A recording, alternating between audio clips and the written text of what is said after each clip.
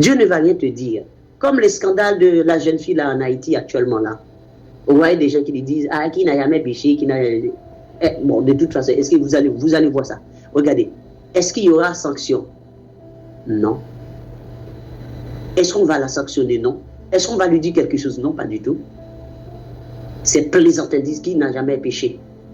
Ah ben, dans le sens que qui n'a jamais péché, tout le monde sera des péchandries au sein de l'église. Finalement, nous devenons une boîte poubelle.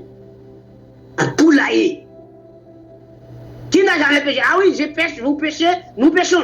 Ah ben, ne me parlez pas, ne dites rien sur moi, parce que vous êtes en péché comme moi. Raison pour laquelle Jésus a dit dans Jean, Matthieu 7, verset 1er, ne jugez pas afin que vous ne soyez pas jugés.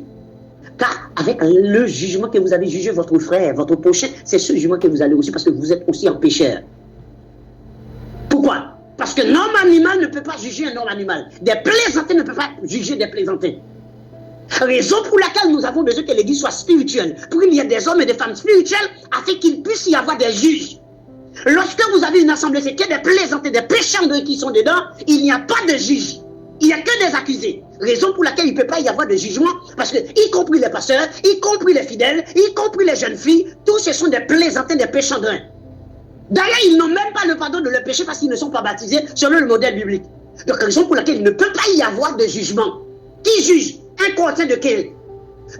Mais l'homme spirituel, mais au contraire, l'homme spirituel juge de tout. Et il n'est lui-même jugé par personne. Maintenant, pour qu'il y ait un juge, il faut qu'il y ait des hommes spirituels. Il n'y a pas d'homme spirituel, il n'y a pas de jugement. Il n'y a que des hommes animaux, il n'y a pas de jugement. Raison pour laquelle il ne peut pas y avoir des jugements ou des sentences contre cette jeune fille-là, qui a avili, salir l'église.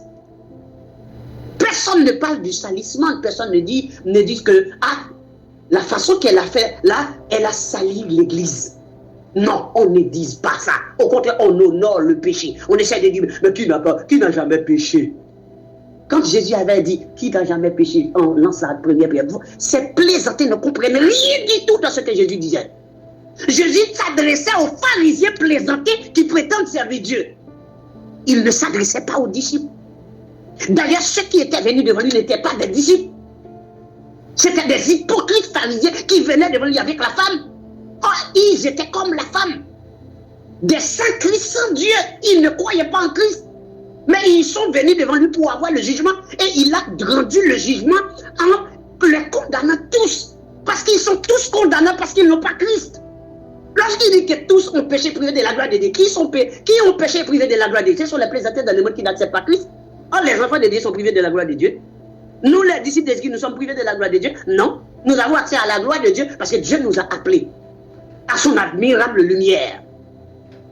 Donc, raison pour laquelle cette jeune fille, vous n'allez pas voir qu'un pasteur ou l'église dans laquelle elle est, cette église traditionnelle-là, vous n'allez pas voir que ils vont décider que le comité soi-disant va se réunir et appeler cette jeune fille et la lier selon la doctrine, selon la loi de Dieu. Non, il n'y aura pas ça. Qui n'a jamais péché? D'ailleurs, c'est de la pub pour ça. Ça rapporte de la pub, de l'influence. Elle devient, disons, célèbre parce que tout le pays la connaît maintenant. Comment? Dans quelle situation? Dans quel événement? Comme une prostituée. Comme une actrice pornographique. Et des gens veulent dire, on va prendre de la peine. Pas du tout. Ça va arriver à tous les autres. Toute personne qui prend Dieu pour une boîte, qui prend Dieu pour n'importe quoi et qui pêche, Dieu va vous avilir. On dit qu'il y a des péchés qui ne se révèlent pas maintenant, mais à la suite, ça va exploser. Tôt ou tard. Si vous ne vous repentez pas, Dieu arrivera sur vous. Pourquoi les vidéos se sont publiées? Parce que c'était le moment que Dieu devait avilir. Ce n'est pas l'homme, ce n'est personne. Personne n'est coupable dans tout ça. C'est Dieu qui a décidé de permettre que cela soit dans la rue. Si Dieu ne voulait pas avilir cette jeune fille, personne ne serait au courant. Personne. Raison pour laquelle vous pouvez comprendre l'église traditionnelle, que ce n'est pas l'église de Jésus-Christ, c'est juste une boîte de poubelle. C'est que chez les sorciers, chez les Ougans, chez les sorciers de Boko, qu'on ne fait pas ça. Mais est-ce qu'il y a quelqu'un qui s'est prononcé? Personne n'est prononcé, personne ne dit rien. Au contraire, à part le mot qui critique l'Église, les gens de l'Église, les gens d'église disent oui, c'est bien. Regardez, et on va ouvrir une parenthèse sur cette histoire-là, vous allez voir ce que dit la Bible dans ce genre de choses. On dit que les scandales doivent arriver, même à l'air à celui par qui les scandales est arrivé. Il faut que ça arrive. Hein. Mais la personne qui a causé les scandales même, la personne qui a jeté le pauvre sur l'église, va payer le prix, va subir le prix, la conséquence de ça. Il y avait un scandale comme ça qui s'est passé à l'église. Voyons voir quel était ce scandale et quelle était la décision du serviteur de Dieu par rapport à cela. Voyons voir qu'est-ce qui s'est passé. Ok, lisons. Nous allons revenir sur Jérémie tout à l'heure et prenons un contexte. Parce que là, il faut que vous faites la différence entre l'église de Jésus-Christ et l'église traditionnelle.